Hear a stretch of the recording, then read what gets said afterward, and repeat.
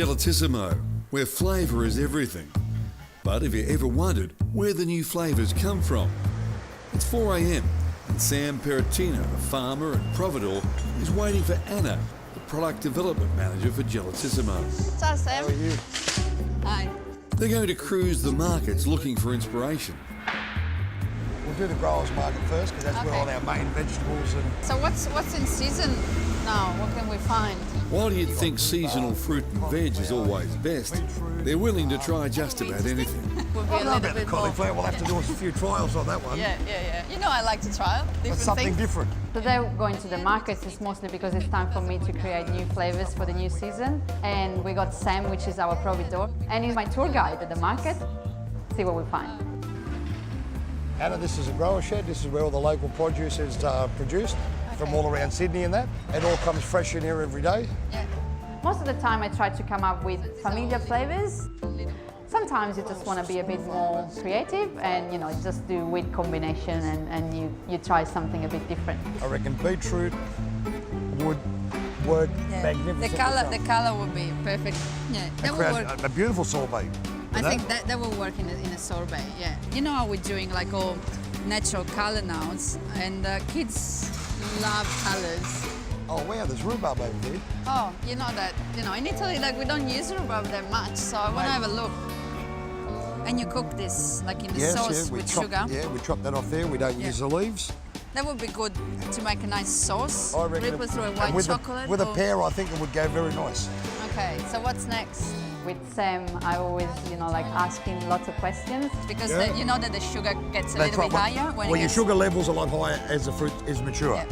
So But what I say to him as well is like I love about Australia is that the seasons are always much longer here. So we make sure we can sort of having those beautiful and sweet flavors for many months of the year. what have we got here? Cauliflower. Ooh, Wow. that would Wouldn't be interesting. It'd be different. Wonder if we could work that with something else. Yeah. Oh, it would be mix or interesting. something. It would be a winter flavour for sure. Yeah. We'll try it. You know, we do crazy stuff all the time. We're mad. Maybe we just, it's going to smell a bit when we cook it. Is that one We've got the there? yellow honey juice. Yeah, because we know in Gelatissimo we got the rock melon sorbet and it's very popular. But I think to just give it a go, I would try this one. That is a mixture together for Okay. colour because they're orange inside. Yeah, that's they're white. They're Yeah. white inside. Yeah. And when they're ripe, they are very, very sweet. Okay. They're a lot sweeter than a rock melon. Yeah. They've got a rock melon crossed honeydew Okay. with a white honeydew. Like already crossed into What's it called? one. Has it got a name? I've got no idea. Maybe a honey melon? Or maybe a rock dew? Whatever. We'll have to find that out. Yeah, we'll ask someone. Meanwhile, in Shed A, Sam and Anna have almost completed their search for new sorbet flavours. This is where the big boys are. Okay, so Stuff in here comes from all over Australia. There's some very big growers. Yep. We can source bigger volumes out of here. Yeah. We've got a lot more variety to choose from. Yeah. I Yeah. wonder how papaya would work. No, we tried it a few times already. We had the papaya sorbets a while ago, and it works pretty well because the flesh, in the sorbets, the fruit that works best is the one with a nice flesh because the fiber content is very high. And sugars, we always want sugar to be at the right level. They're after more than just flavour. Colour counts as well. I love the colors looking around, and it just gives you an idea of what the finished product is going to look like. Yeah, Absolutely it's great. fantastic. We've got grapes. We've got so much to choose from. Oh, look, we've got onions. Can we do anything with onions? You know what? Onions is good in my ragu, my bolognese sauce, and I wouldn't dare it in the sorbet. We'll leave it where it is. Yeah. We'll leave the onions where they are. Yeah, they're good, but not for gelato. Look, what's here? That's what we were talking before. They are absolutely... I might change my best thing mind. I love this. These are absolutely beautiful when they're ripe. Yeah. And how do you call them in In English Australia, again? they're called persimmons. Yeah, in What do they call them in Italy? It's kaki. Ah, kaki. Kaki. Kaki. Yeah, they're beautiful. So sweet, and the juice Very out sweet. of it. Very sweet. You cannot beat them. Cannot beat them. That's great. Okay, so I All think right. it's time for me to go back to the factory, start playing with So the produce well, a I'll bit. get the boys to source whatever we need. The beetroot and the kaki. Persimmon will be my favorite. What youngster wouldn't want to grow up as a product development manager for Gelatissimo? I got some beautiful persimmon and tamarillo today at the market, and I'm gonna give it a go, see if it works in a gelato. Let's see what happens. Yummy. Let's start straight away.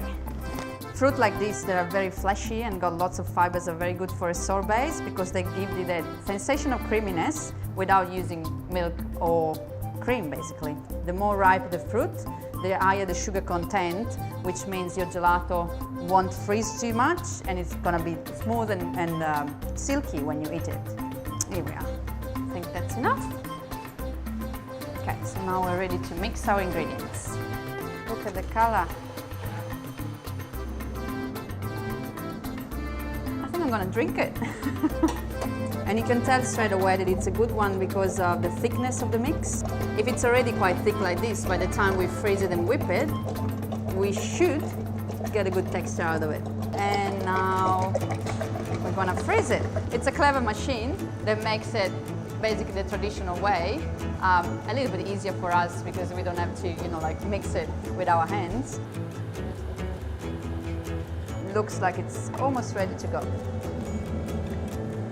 Yeah, see it's much thicker now. You get beautiful color without using any coloring. It just comes from the fruit that we got this morning at the markets. If you get fruit at the right time, you just get the color naturally out of it, which is beautiful. Here we are, it's all done. Looks great, but only one test counts.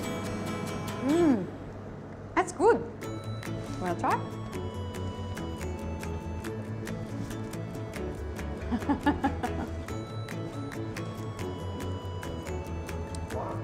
See, no artificial colors, no flavors. We use lots of fruits into it, and it's just like eating the real fruit. Beautiful. Very happy with it.